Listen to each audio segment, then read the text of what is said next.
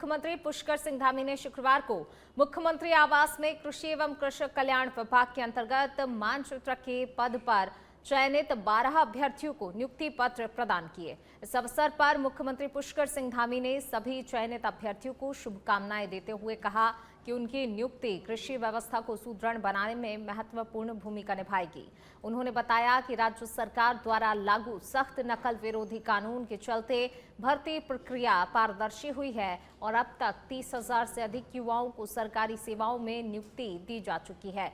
मुख्यमंत्री ने कहा कि सरकार का लक्ष्य कृषि को लाभकारी बनाना और युवाओं के क्षेत्र से जोड़ना है, जिसके लिए प्राकृतिक खेती, मिलेट उत्पादन, आधुनिक तकनीक, सिंचाई विस्तार, फसल विविधीकरण के साथ सेब, कीवी, बागवानी और औषधीय पौधों की खेती को बढ़ावा दिया जा रहा है।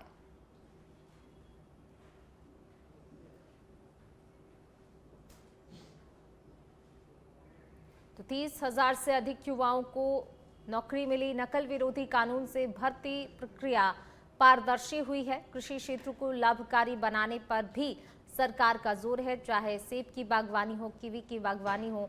इसके लिए लगातार जो है कदम उठाए जा रहे हैं, प्रयास किए जा रहे हैं ताकि अधिक से अधिक जो है हर क्षेत्र में विस्तार किया जा सके। वहीं देखिए नियुक्ति पत्र भी यहाँ पर दिए गए हैं। नकल विरोधी कानून से जो है ये प्रक्रिया पारदर्शी हुई है। कृषि क्षेत्र को भी लाभकारी बनाने पर लगातार सरकार का फोकस है और लगातार इसके लिए सरकार प्रयास भी कर रही है। अधिक से अधिक जो है किसानों पर फोकस किया जा रहा है। किसानी के लिए लोगों को समय समय पर प्रशिक्षण भी दिए जा रहे हैं।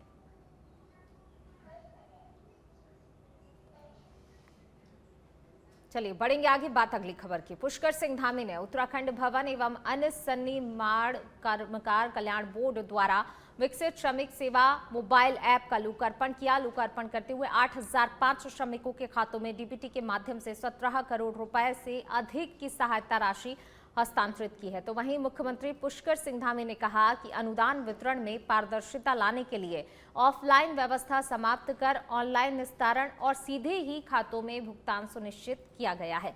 आगे उन्होंने अधिकारियों को निर्देश दिए कि अधिक से अधिक श्रमिकों तक योजनाओं का लाभ पहुंचाया जाए और पलायन रोकने के लिए भी स्थानीय जरूरतों के अनुसार प्लम्बर, इलेक्ट्रीशियन, मिस्त्री और कारपेंटर जैसे क्षेत्रों में कौशल प्रशिक्षण भी दिया जाए।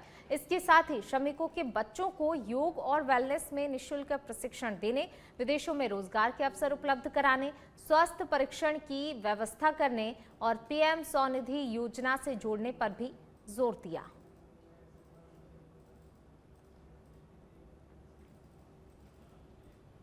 मुख्यमंत्री पुष्कर सिंह धामी ने 2026 की चारधाम यात्रा के लिए एक सख्त एक्शन प्लान तैयार किया है, जिसमें यात्रा की सुरक्षा, स्वच्छता और सुव्यवस्था को प्राथमिकता दी गई है। उन्होंने अधिकारियों को निर्देश दिया कि यात्रा मार्गों पर प्लास्टिक का उपयोग पूरी तरह से रोका जाए और कलेक्शन बॉक्स लगाए जाएं। इसके साथ ही ग्रीन और क्लीन यात्रा को और प्रभावी बनाया जाए। हेली सेवाओं में लापरवाही से बचने के लिए मेंटेनेंस और फिटनेस चेक अनिवार्य किए गए हैं। श्रद्धालुओं की सुरक्षा और सुविधा के लिए भीड़ नियंत्रण के लिए डिजिटल मॉनिटरिंग और स्लॉट सिस्टम लागू किया जाएगा और ओवर रेटिंग पर सख्त कार्रवाई की जाएगी। यात्रा मार्गों पर स्वास्थ्य, पेयजल, शौचालय और शेल्टर की व्यवस्था भी मजबूत की जाएगी।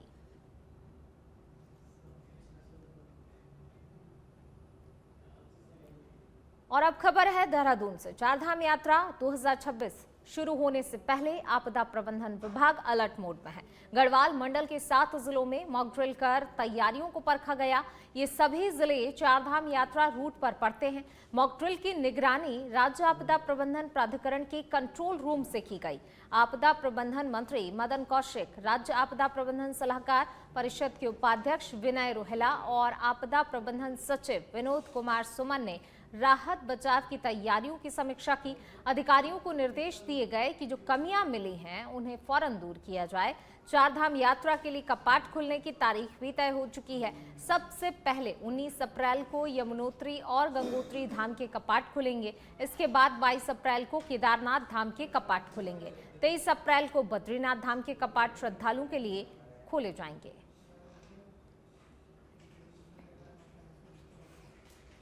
सरकार और भारत सरकार और दोनों सरकारें हर प्रकार से मुख्यमंत्री जी समम मौके पर तुरंत पहुंचना, किसी चीज़ की व्यवस्था है तो तत्काल उसकी व्यवस्था करना, भारत सरकार से बातचीत करना, ये सारी जागरूकता के साथ और एकदम जैसा हमें करना चाहिए उस रूप में कर रहे हैं। आपदा के जो 3 आयाम हैं उसमें से आपने थर्ड आयाम की बात की है। पहला आयाम आज चल रहा है कि आपदा से पहले तैयारी, फिर आपदा के समय तैयारी, आपदा के बाद की व्यवस्था है। उसमें सभी जागरूक रहते हैं, समय उसमें लगता है क्योंकि जो पुनर्वास का काम है वो लंबा होता है, तो उसमें देहरादून में अपराधियों के खिलाफ चलाए जा रहे ऑपरेशन प्रहार के तहत पुलिस ने बड़ी कार्रवाई करते हुए नशा तस्करों, नियम तोड़ने वाले वाहन चालकों और संदिग्ध व्यक्तियों पर सख्त शिकंजा कसा है। देर रात चलाए गए सघन अभियान में पुलिस ने न केवल अवैध मादक पदार्थों के साथ अभियुक्तों को गिरफ्तार किया, बल्कि बड़ी संख्या में लोगों की चेकिंग कर कानून व्यवस्था को मजबूत करने का संदेश भी दिया।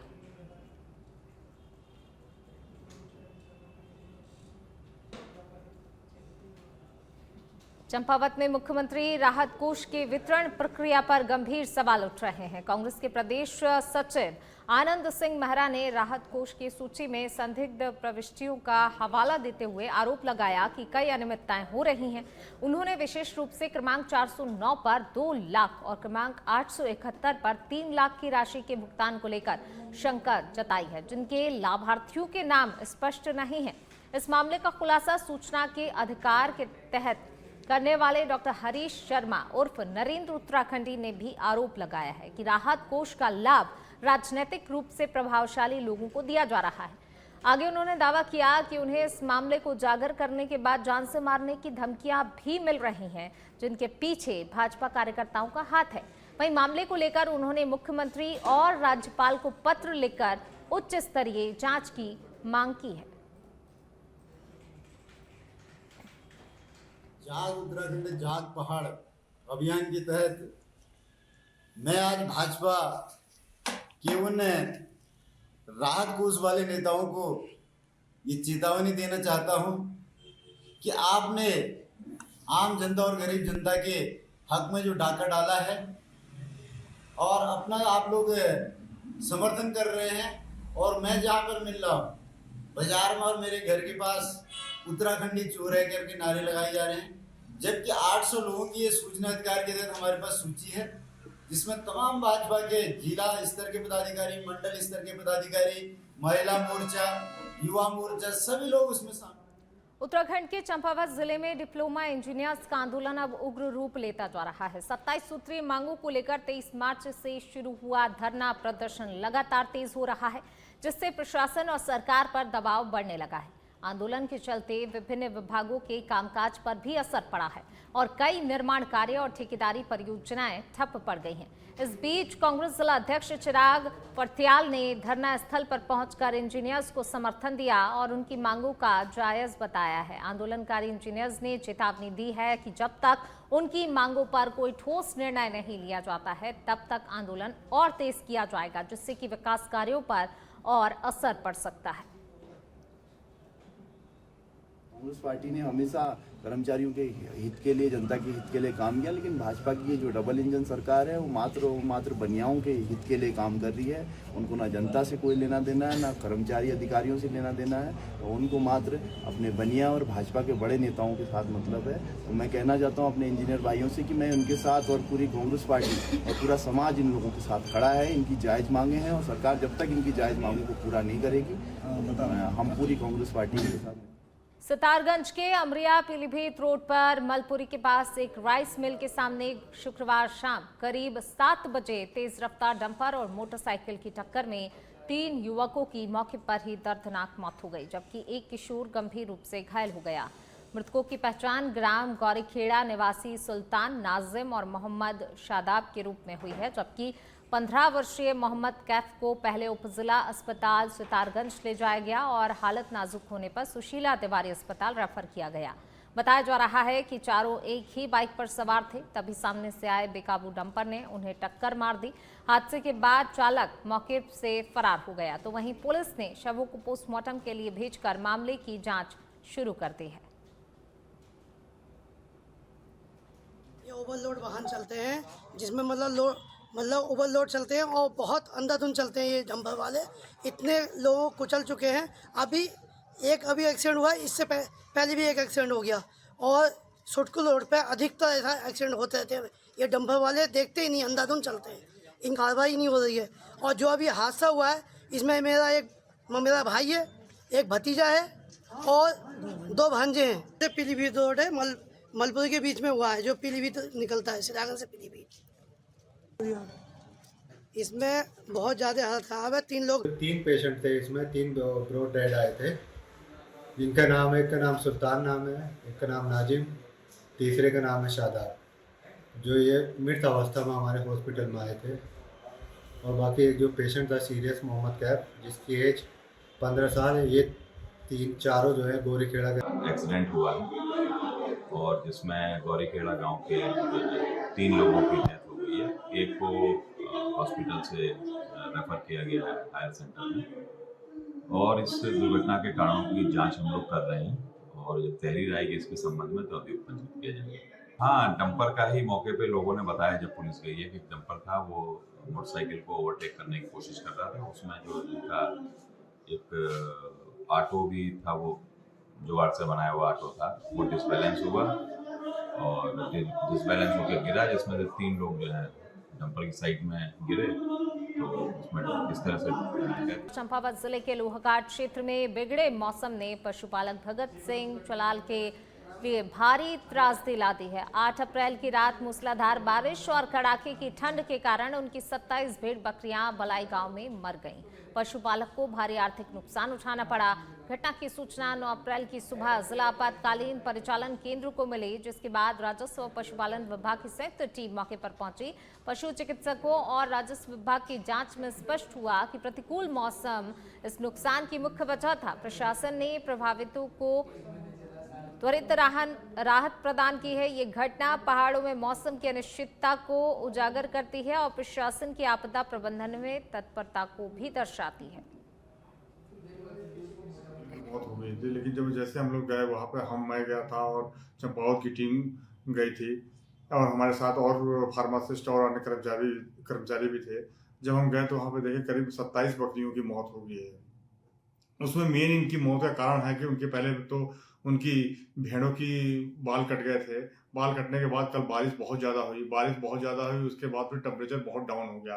टेम्परेचर बहुत डाउन होने की वजह से एकदम निमोनिया हुआ, उनको फेफड़ों में से जकड़न वगैरह हुई और बिजली के कड़कने से, उससे मेन तो निमोनिया के कारण उनकी डेथ हो गई और बिजली के कड़कने से अचानक उनकी डेथ हो गई है। और जो बकरियां जैसे जो हेल्दी थी उनकी मौत नहीं हुई, जो बकरियां थोड़ी कमजोर थी जिनके बाल कटे हुए थे, उनमें मेन है कि उनका जो बाल है इंसुलेशन का काम करता है, वो ठंड को सहन नहीं कर पाई और अचानक कोल्ड शॉक के हाइपोथर्मिया का। हरिद्वार में चलाए जा रहे ऑपरेशन प्रहार के तहत पुलिस को बड़ी सफलता हासिल हुई। ज्वालापुर पुलिस और LIU की संयुक्त कार्रवाई में फर्जी भारतीय दस्तावेज बनाकर रह रही एक बांग्लादेशी महिला को हिरासत में लिया गया। बताया जा रहा है महिला लंबे समय से फर्जी पहचान के सहारे इलाके में रह रही थी। SSP नवनीत सिंह के निर्देशन में चलाए जा रहे इस अभियान के दौरान पुलिस ने महिला को पकड़कर उससे पूछताछ शुरू कर दी है। प्रारंभिक जांच में कई अहम जानकारियां सामने आने की संभावना जताई जा रही है। पुलिस अब ये पता लगाने में जुटी है कि महिला के पास फर्जी दस्तावेज कैसे पहुंचे और इसके पीछे कौन कौन लोग शामिल हैं। जो है जो मूलतः बांग्लादेश मूल की है और यहाँ पे नाम बदल कर रह रही है एक व्यक्ति के साथ में। तो जब इसकी जानकारी की गई तो ये जो महिला है यहाँ पे स्वीटी नाम से रह रही थी वैष्णवी एनक्लेव में, और इसके साथ एक व्यक्ति है श्यामदास, उसके साथ ये रह रही थी यहाँ पे। और वास्तव में ये बांग्लादेश की रहने वाली है, कुमिला बांग्लादेश की, और इसका असल नाम सलेहा बेगम है। और जब इनकी सर्च की गई तो इनकी कस्टडी से एक बांग्लादेश का पासपोर्ट और वहाँ का नेशनल ID कार्ड भी मिला। और इसमें जो केस रजिस्टर हुआ है क्योंकि इसी महिला ने इंडियन पासपोर्ट भी हासिल किया और वो जो है कूट रचित दस्तावेजों के माध्यम से उसको प्राप्त किया। और ये दस्तावेज बनाने में श्यामदास ने इसकी मदद करी, जो मूलतः बिलासपुर छत्तीसगढ़ का रहने वाला है। इसमें इनके पास से आधार कार्ड, पैन कार्ड और ड्राइविंग लाइसेंस और मैरिज सर्टिफिकेट ये इन्होंने आज जनरेट किए थे और इसी आधार पर इन्होंने इंडियन पासपोर्ट भी हासिल किया, और जो कि एक तरीके से पूर्णतः गलत है। तो इस संबंध में एक FIR ज्वालापुर कोतवाली में लिखी जा चुकी है। देहरादून के प्रेमनगर क्षेत्र में 23 मार्च 2026 को छात्र की मौत के मामले में दून पुलिस को बड़ी सफलता मिली। पुलिस ने ऑपरेशन प्रहार के तहत फरार चल रहे मुख्य अभियुक्त प्रहलाद राज और अंकुर सिंह को पश्चिम बंगाल के पुरुलिया स्थित आकाश रिजॉर्ट से गिरफ्तार किया है। घटना 23 मार्च को कहरी गांव प्रेमनगर में छात्रों के दो गुटों के बीच हुई मारपीट के कारण हुई, जिसमें एक युवक गंभीर रूप से घायल हो गया और इलाज के दौरान उसकी मौत हो गई। मामले में पुलिस ने पहले 4 अभियुक्तों को गिरफ्तार किया था और पूछताछ में 7 अन्य आरोपियों के नाम सामने आए। एसएसपी देहरादून ने इन आरोपियों पर 25-25 हजार रुपए का इनाम भी घोषित किया था। चलिए बढ़ते आगे, बात अगली खबर की। मसूरी से खबर है, जहां पर Mussoorie traders and welfare association के बैनर तले आज माल रोड स्थित इंडियन गैस सर्विस कार्यालय के बाहर व्यापारियों और स्थानीय नागरिकों ने धरना प्रदर्शन किया। प्रदर्शनकारियों ने घरेलू और व्यावसायिक गैस सिलेंडरों की कालाबाजारी, पर्याप्त आपूर्ति न होने और पक्षपातपूर्ण वितरण के आरोप लगाए। एसोसिएशन के अध्यक्ष रजत अग्रवाल ने कहा कि गैस एजेंसी द्वारा अस्पतालों, स्कूलों और सरकारी संस्थानों के नाम चुनिंदा लोगों को सिलेंडर दिए जा रहे हैं, जिससे आम उपभोक्ताओं और व्यापारियों को परेशानी हो रही है।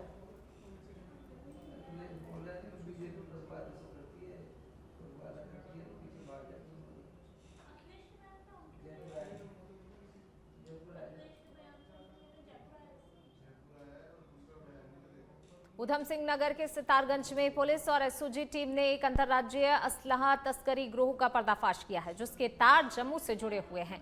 8 अप्रैल को एसओजी और सितारगंज पुलिस द्वारा किए गए संयुक्त चेकिंग अभियान के दौरान बिना नंबर प्लेट वाली सफेद स्विफ्ट कार से 2 संदिग्ध व्यक्तियों को अवैध असलहा और कारतूस के साथ पकड़ा गया। पूछताछ में आरोपियों ने बताया कि वे पुलिस के डर से हथियारों को जंगल में छुपाने जा रहे थे और इन हथियारों की सप्लाई अंतर्राज्यीय स्तर पर करते थे।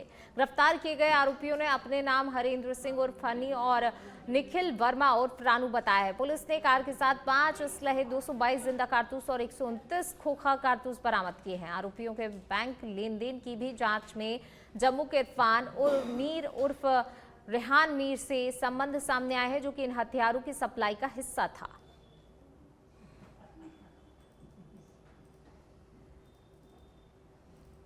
तो हथियारों की सप्लाई की बात जो है आरोपियों ने स्वीकार की है। देखिए, लगातार जो है पुलिस चेकिंग अभियान चला रही है और इसी कड़ी में पुलिस को सफलता मिली। तस्करी के गिरोह के 2 सदस्यों को गिरफ्तार किया गया है।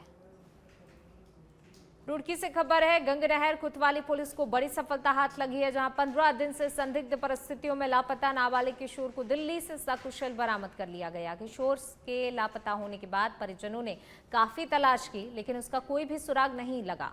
इसके बाद पुलिस ने मामले में कई टीमों का गठन किया, व्यापक तलाश अभियान शुरू किया। लगातार प्रयासों के बाद पुलिस ने किशोर को दिल्ली के सुरक्षित जो है बरामद किया है। इस संबंध में पुलिस ने गंगनहर कोतवाली में प्रेस कॉन्फ्रेंस कर पूरी जानकारी भी साझा की और किशोर के सकुशल मिलने की पुष्टि भी की गई है।